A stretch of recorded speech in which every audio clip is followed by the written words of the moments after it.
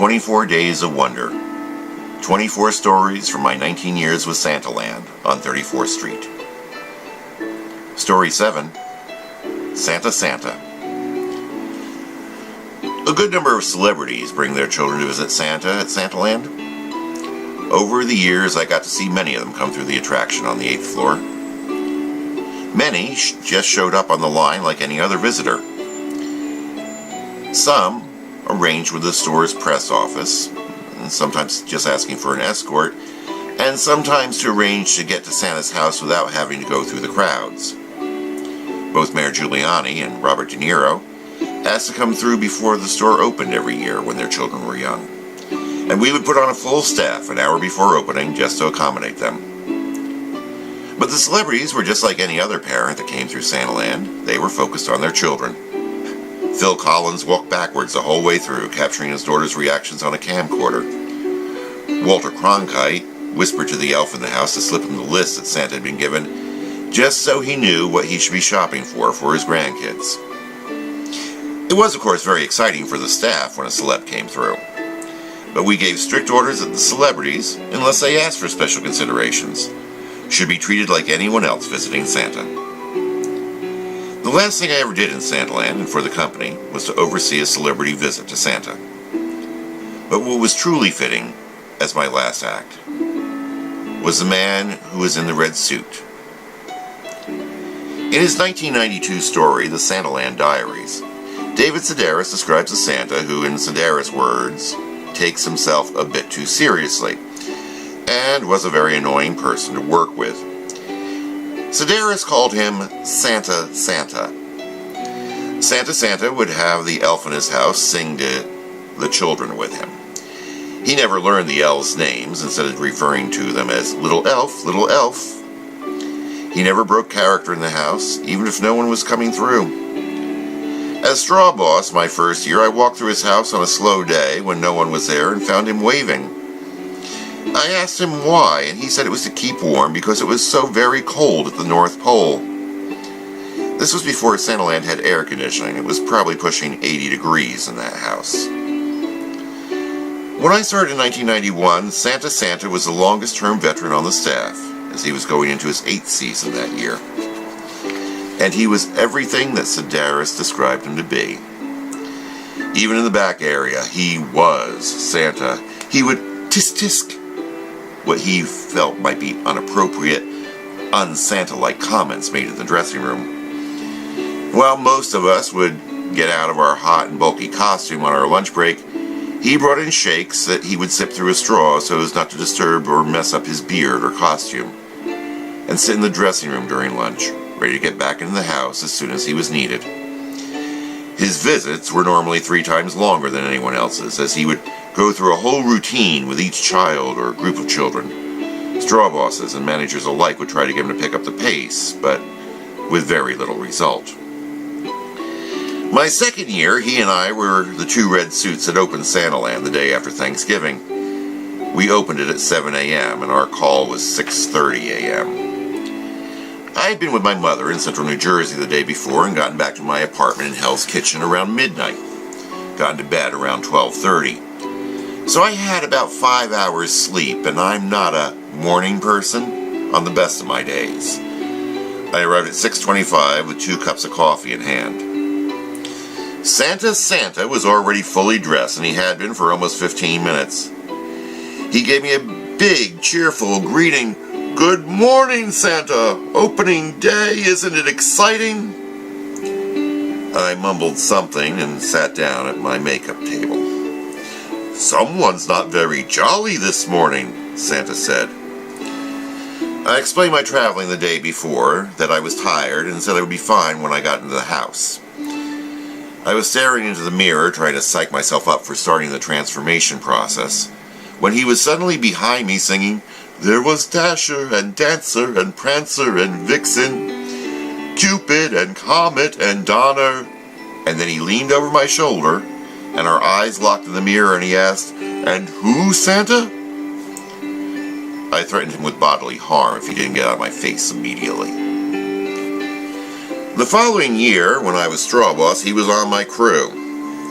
At the end of my first day, my boss came up and asked if I had had issues that morning, as he'd gotten a complaint from Santa that I wasn't positive and cheery enough with the crew.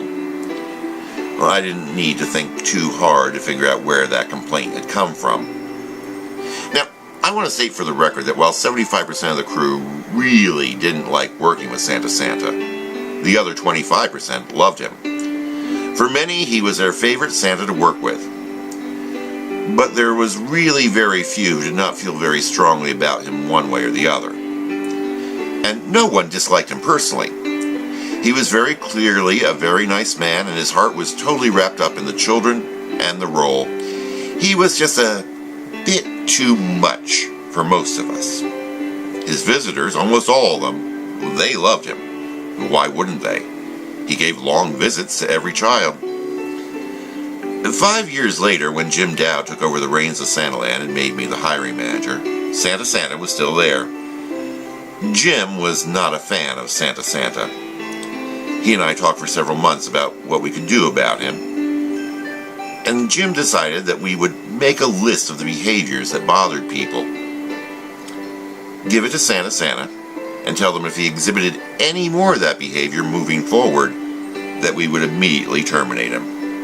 He was being hired back, but on warning. Well, Santa was pretty shaken when I had that conversation with him.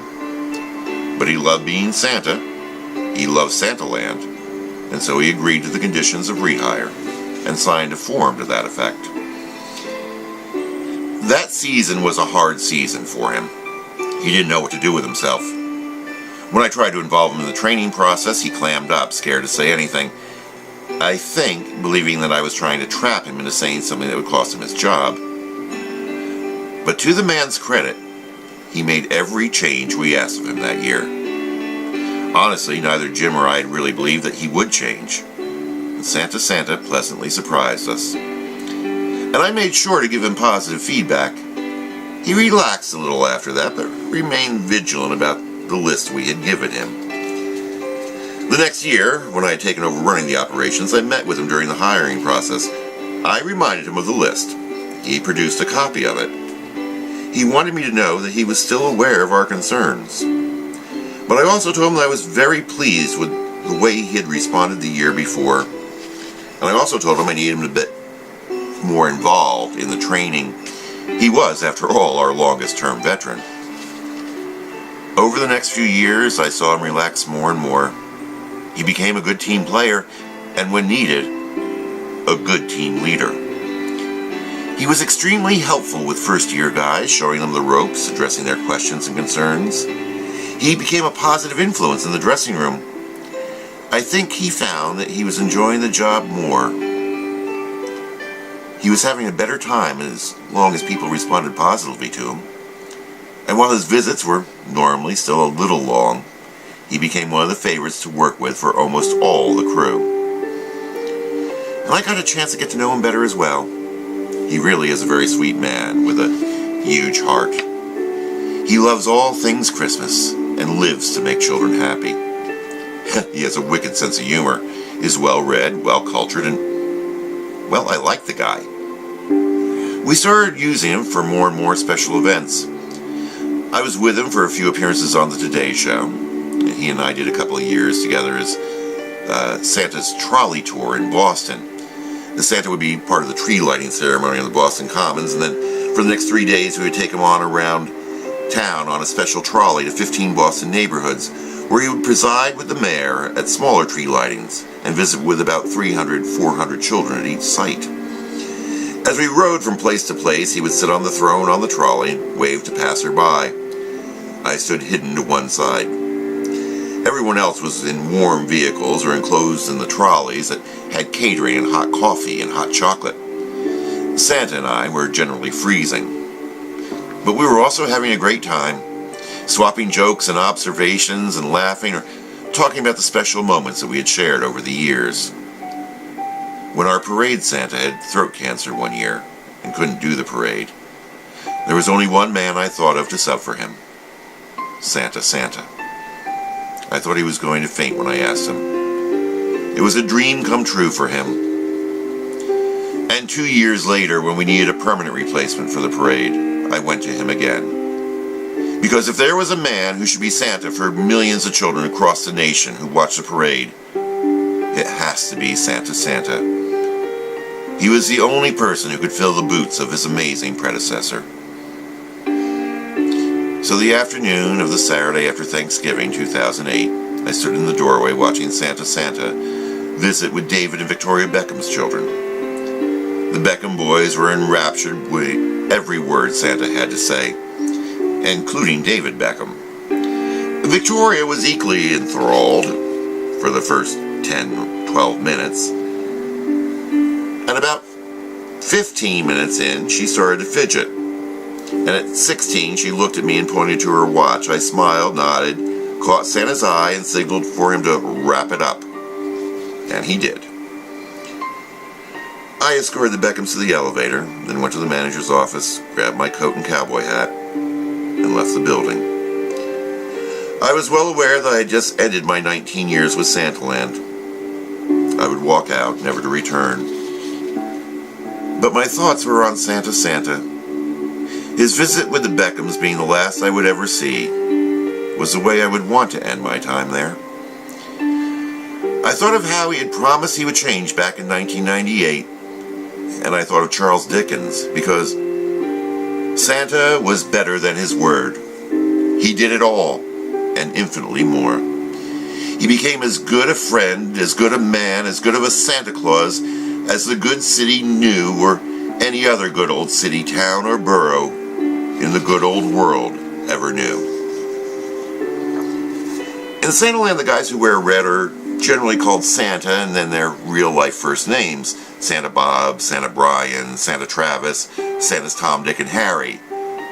But Santa Santa is still called by the name that David Sedaris had given him, except that he had taken that name and turned it into a badge of honor. We can't think of him as anything but Santa. For a generation of Santaland workers and parade workers, he had truly become the spirit of Christmas for us. For all of us, he really is Santa Claus. Addendum to this story. On November 20th, 2015, I made a quick return to Santaland. It was a real last-minute thing, and I was coerced into it. It was my first time setting foot in the place since the day I described in this story. There were only a couple of people there from my time. The first elf I saw was one of them. She greeted me with a very warm, "Brian, it's so good to see you." I did go visit with Santa, and of course it was Santa Santa. He was genuinely surprised to see me. We had a very nice visit, and most of it was the same type of visit that anyone who sees Santa would have. And then, as I was wishing him Merry Christmas, I realized his eyes were full of tears. And so were mine.